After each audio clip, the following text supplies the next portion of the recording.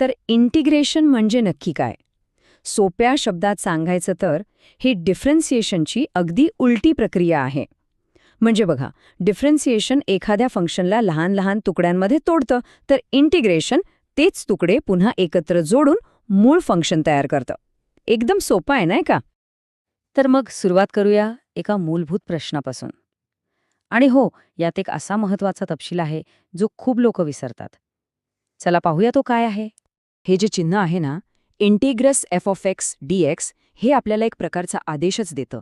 ते म्हणतं की अशी सगळी फंक्शन्स शोधा ज्यांचा डेरिव्हेटिव्ह एफ ऑफ एक्स येतो. आणि सगळी हा शब्द इथे खूप महत्वाचा आहे. याच कारणामुळे आपण उत्तराच्या शेवटी नेहमी +c लावतो.